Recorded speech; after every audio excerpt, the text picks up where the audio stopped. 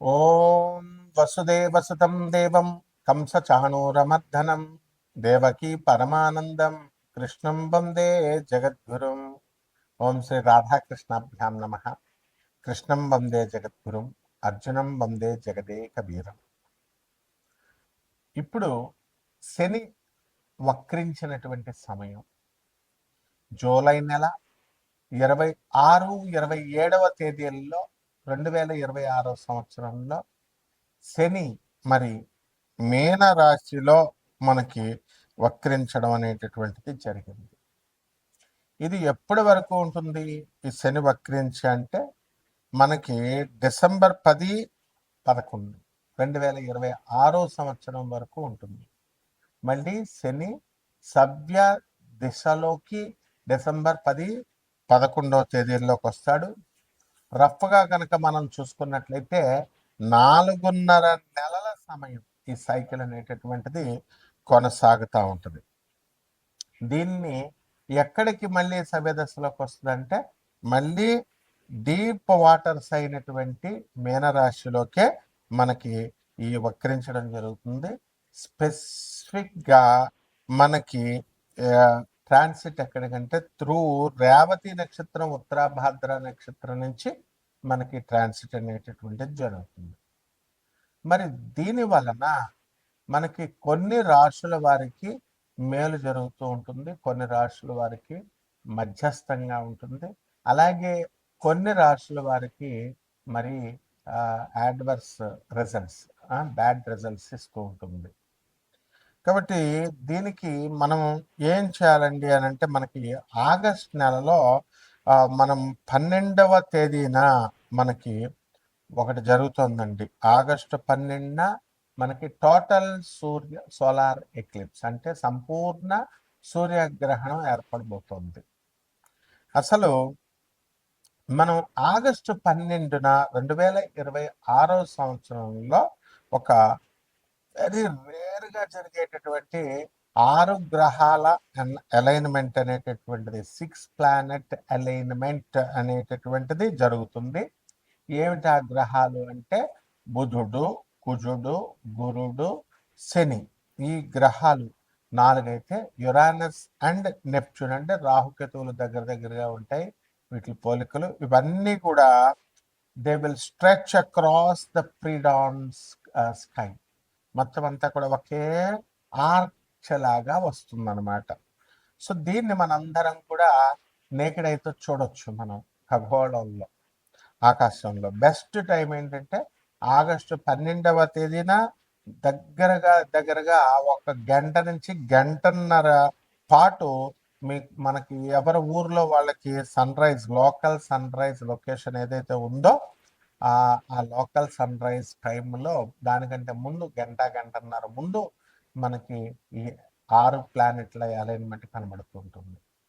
అలాగే ఈ యొక్క మనకి ఈ ఆకాశంలో ఈ స్ట్రెచ్ అయినటువంటి ఈ ఆర్క్ ఏమవుతుందంటే morning eastern and north eastern హారిజన్లో ఇది ఏర్పడుతుంది. అలాగే ఈ యొక్క ప్లానెట్ విజిబిలిటీ అనేటటువంటిది అంటే అందరూ చూడొచ్చా అండి దీన్ని అంటే బుధుడు, గురుడు, శని, కుజుడు ఇవి చాలా బ్రైట్గా కనబడతాయి. అండ్ మామూలు కళ్ళతో ఏ విధమైనటువంటి ఎక్విప్మెంట్, ఏ పరికరాలు అవసరం లేకుండా క్లియర్ స్కైస్, ఆకాశాలు కనుక కరెక్ట్గా ఉన్నట్లయితే దాంట్లో మనం చూడొచ్చు. అలాగే ఎయిడెడ్ ఐ ప్లానెట్స్ ఏదో ఒకటి మనం సహాయం తీసుకొని చూడాలి. యురానస్ని, నెప్ట్యూన్ని మనం ఏం చేస్తామంటే పెయింట్గా ఉంటాయి కొంచెం అవి, అందువల్ల బైనాకులర్స్ కానీ అంటే అంత కళావంతంగా ఉండవు అనమాట. బైనాకులర్స్ కానీ లేదా బ్యాక్ యార్డ్ టెలిస్కోప్ని మనం పెట్టుకొని మనం వాటిని స్పాట్ చేయొచ్చు అనమాట. అయితే ఈ రకంగా ఉన్నటువంటి ఈ యొక్క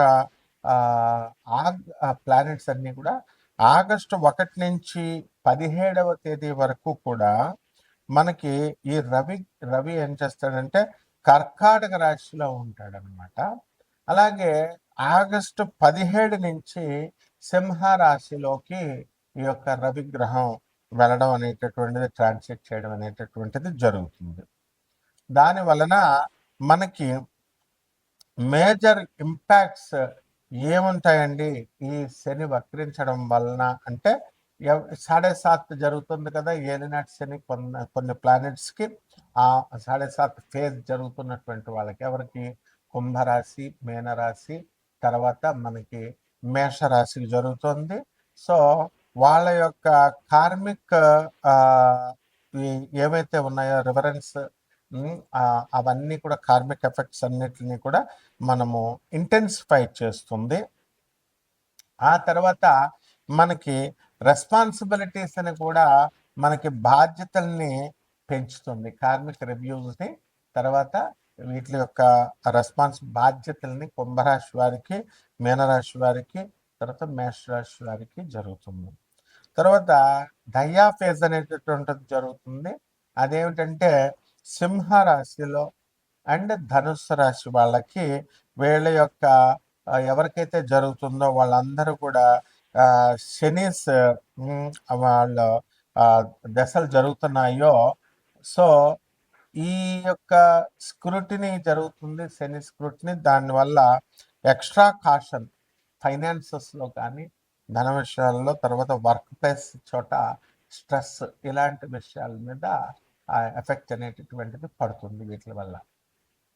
అలాగే బెనిఫిట్ అయ్యేటటువంటి రాశులు ఏమైనా ఉన్నాయి అంటే మనకి మేషరాశి, వృషభ రాశి, సింహరాశి, తులారాశి, మేనరాశి వారికి అందరికీ కూడా బ్రహ్మాండమైనటువంటి లాభాలు జరుగుతాయి. అలాగే మనకి ప్లానెటరీ ట్రాన్సిట్స్ జరుగుతున్నాయి. అది ఎవరికైతే దీనివల్ల గజకేసరి, గజలక్ష్మి యోగాలు, అలాగే బుధాదిత్య యోగాలు, ఇలాంటి యోగాలు ఎవరికైతే ఉన్నాయో వాళ్ళందరికీ కూడా ఈ యొక్క అన్లాక్ చేసి మొత్తము పాజిటివ్ షిఫ్ట్స్ వచ్చేలాగా వీళ్ళకి చేయడం జరుగుతుంది. ఈ రాశి వాళ్ళందరికీ కూడా ఎవరికైతే బుధాదిత్య యోగాలు, గజకేసరి యోగాలు వచ్చినాయో ఇంకా ఎక్కువ పెంచడం అనేటటువంటిది జరుగుతుంది. కాబట్టి మనము ఈ శని, ఏలినాటి శని అని అనగానే మొత్తం అందరూ కూడా భయపడతా ఉంటారు. అలాగే శని వక్రించినప్పుడు భయపడతా ఉంటారు. కానీ కొన్ని రాశుల వారికి ఏలినాటి శని సమయాల్లో కూడా మనకి ఈ యొక్క శని వక్రించిన సమయాల్లో కూడా మనకి మంచి జరుగుతూ ఉంటుంది. ఇప్పుడు ఈ యొక్క మైనస్ ఇంటూ మైనస్ ప్లస్ అవుతుంది ఫార్ములా.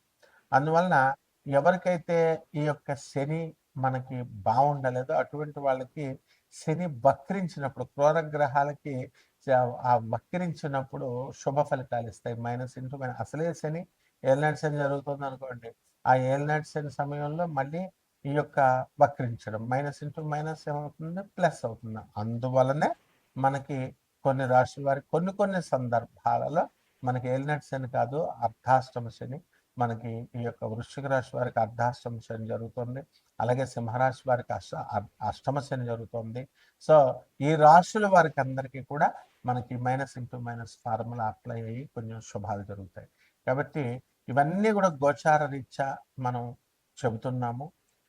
కోట్ల మంది కామన్ ప్లాట్ఫామ్ మీద మీ వ్యక్తిగత జాతకాలలో మీకు ఎవరికైతే ఈ సాఫ్ట్వేర్ ఉద్యోగాలు చేస్తున్నటువంటి వాళ్ళకు ఉద్యోగాలు పోయినాయో లే ఆఫ్ల వల్ల, అటువంటి వాళ్ళకి అందరికీ మళ్ళీ ఉద్యోగాలు తిరిగి వస్తాయా రావా, వివాహాలు అవుతాయా అవవా, చాలా సంవత్సరాల నుంచి ఫైనాన్సెస్, ఇన్వెస్ట్మెంట్స్ మనం పెట్టుబడి పెట్టి ఉంచాము, అప్పులు ఇచ్చున్నాము, ఆ అప్పులన్నీ కూడా వస్తాయా రావా, ఇవన్నీ కూడా వ్యక్తిగత జాతకాలను బట్టే చెప్పాలి. కాబట్టి ఇటువంటి వాళ్ళందరూ కూడా కావలసినటువంటి వాళ్ళు మరి అందరూ కూడా మనకి కాంటాక్ట్ చేయొచ్చు. దాని ద్వారా మనం వాళ్ళందరికీ కూడా చెప్పడం జరుగుతుంది. కొన్ని వాళ్ళకి కావలసినటువంటి రెమెడీస్ అన్నీ కూడా మనం చెప్పడం జరుగుతుంది. ధనుస్సు రాశి, ఈ రాశి వారికి అందరికీ కూడా వ్యాపారాలు చాలా బాగుంటాయి.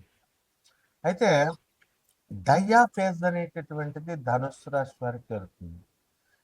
తర్వాత దయా ఫేజ్ అంటే ఏంటి, అర్ధాష్టమ శని, అందులో వక్రించున్నాడు. కాబట్టి ఈ వీళ్ళందరూ కూడా శనీస్ సెక్యూరిటీ స్క్రూటినీలో ఉన్నారు వీళ్ళు. అందువలన వీళ్ళందరికీ ఏంటి ఎక్స్ట్రా కాషన్ ఫైనాన్సెస్లో కానీ, వర్క్ ప్లేస్ స్ట్రెస్‌లో గాని జాగ్రత్తలు తీసుకోవాల్సినటువంటి అవసరం వీళ్ళకుంది. అలాగే ఈ ధనుస్సు రాశి వారికి అందరికీ కూడా మనకి ఈ భాగ్యములో ఉన్నటువంటి కేతు విదేశాలకు మిమ్మల్ని పంపించడం జరుగుతుంది.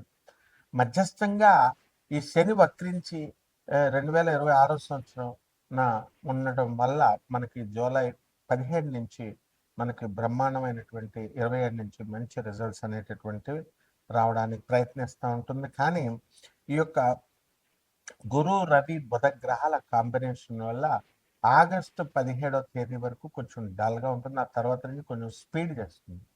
కాబట్టి ఎవరైతే చిట్టి పాటలు పాడుకుంటారో నిర్వహించేటటువంటి వాళ్ళకి మీరు ఏదైనా సరే షూరిటీలో సంతకాలు పెట్టి చేయించుకొని ఇవ్వాలి. లేకపోతే దెబ్బ తినడానికి అవకాశాలుంటాయి.